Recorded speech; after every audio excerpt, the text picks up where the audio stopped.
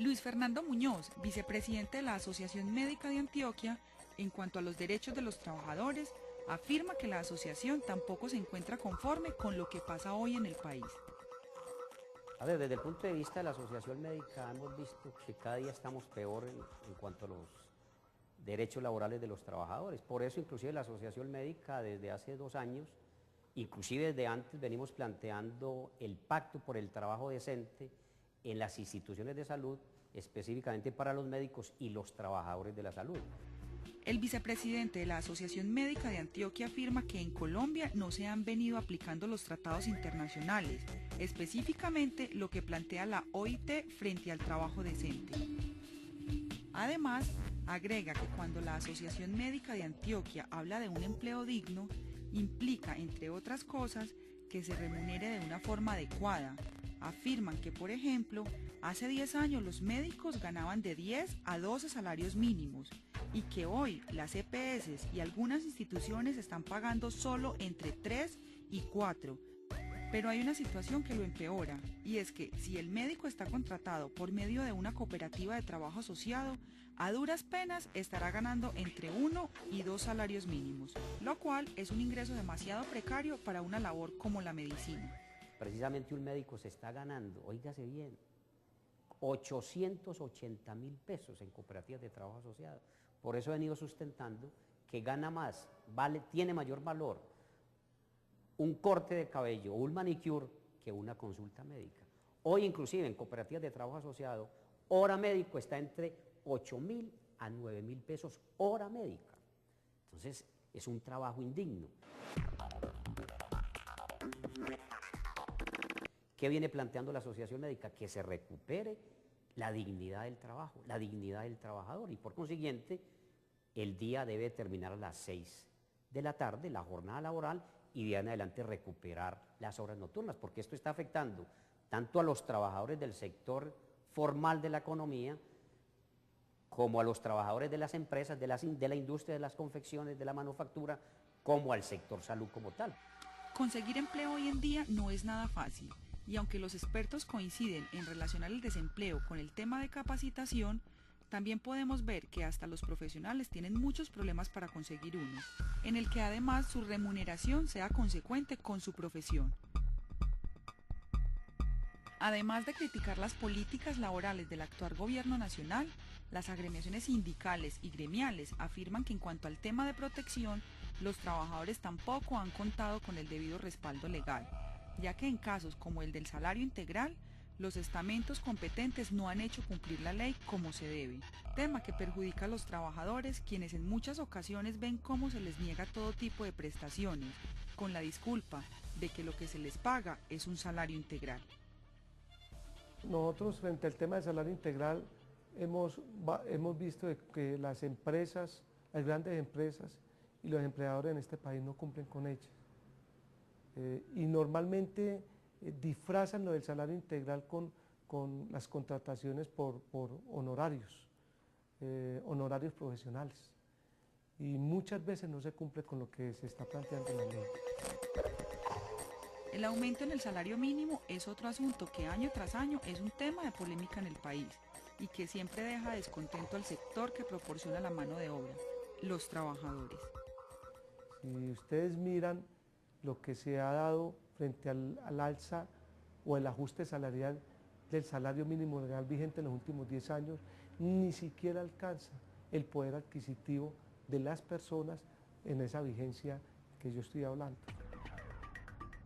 Afirma el presidente de ADIDA que las cooperativas de trabajo en el sector educativo tienen la figura de cobertura escolar y funcionan por medio del Sistema General de Participación, pero que la gran mayoría de ellas tienen políticas de contratación que no solo van en contravía del gremio de educadores, sino de la misma legislación laboral.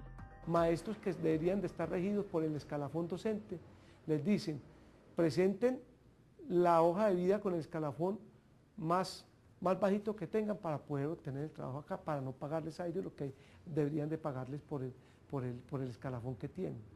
Y si suben el escalafón, pues de hecho el próximo año no son nuevamente llamados, no los vuelven a llamar.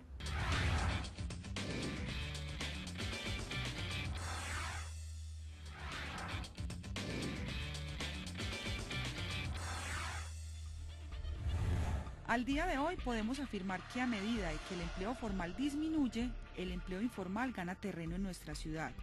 Y de este al rebusque hay una línea muy delgada, aspecto que no es positivo para los trabajadores y para la economía del país.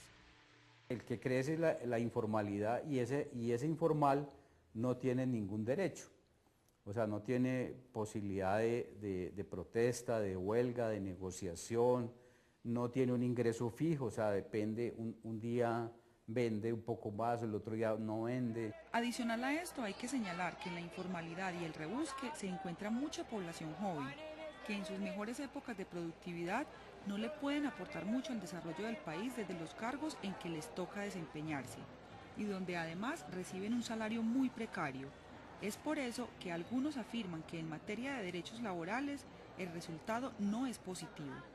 Yo creo que, digamos, la razón principal de este deterioro tiene que ver con esa transformación del mercado laboral en la cual lo que predomina es la flexibilidad en el tipo de contratación, la precariedad en la forma de contratación.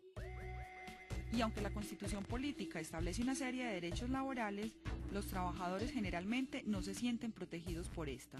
O sea, la Constitución de 1991 establece una serie de derechos y de garantías para los trabajadores, ¿cierto?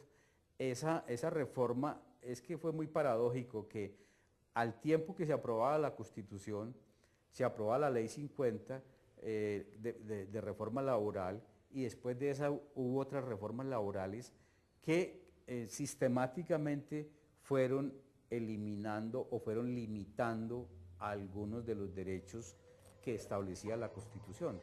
En relación con el derecho a la vida y los derechos de los trabajadores, hay que recordar que muchos de sus líderes han sido asesinados, víctimas de grupos armados debido a sus actividades sindicales. Los trabajadores han sido víctimas de la violencia, digamos, tal vez esa es la principal violación a los derechos laborales y a los derechos humanos de los trabajadores.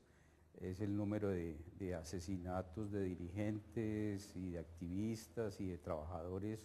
Además, podríamos agregar que por el tipo de economía, la mayoría de esta población se encuentra fuera del régimen de seguridad social y sin ningún tipo de prestaciones laborales. Son muchos los factores que estimulan el desempleo hoy en el país, y uno de los que no podemos olvidar es la actual crisis diplomática entre Colombia y sus vecinos, ya que los conflictos con estos han tenido una seria influencia en las exportaciones y por lo tanto en la generación de empleo. La situación de Medellín y del Valle de Aburrá ha empeorado en los últimos años, especialmente muy asociado a la crisis con Venezuela y Ecuador, porque Antioquia y de manera particular Medellín, el Valle de Aburrá, dependen mucho de los mercados venezolanos y ecuatorianos, especialmente el sector textil, el sector automotriz, el sector químico, el sector, digamos, de la construcción. Tienen un mercado importante en Venezuela y en Ecuador. La crisis diplomática con estos dos países ha cerrado mercados a muchas empresas. El sector textilero, por ejemplo, se ha visto muy afectado. El desempleo en el sector textil-confección, que es básicamente la mitad del empleo manufacturero en Medellín y el Valle de Aburrá, se ha reducido probablemente en un 30% en los últimos 2 o 3 años como consecuencia de la crisis diplomática. Todas estas dificultades coyunturales afectan seriamente el ejercicio laboral en nuestra ciudad, pero una gran dificultad es encontrar políticas serias, dirigidas realmente a generar empleo y oportunidades para los habitantes de Medellín, y no solo beneficios para los grandes emporios económicos. Como gran parte de estas políticas son de origen nacional, debemos estar atentos con el direccionamiento que los líderes actuales y venideros le darán a nuestra nación, ya que todas y cada una de las decisiones que se tomen afectarán de una u otra forma el ambiente y el contexto laboral en el que nos desempeñamos a diario y del cual dependemos. Por eso invitamos a todas y cada una de las personas a que en estas épocas de importantes decisiones cumplan como se debe el ejercicio de ciudadanos, con responsabilidad y compromiso, tanto con el país como con ellos mismos y con su futuro.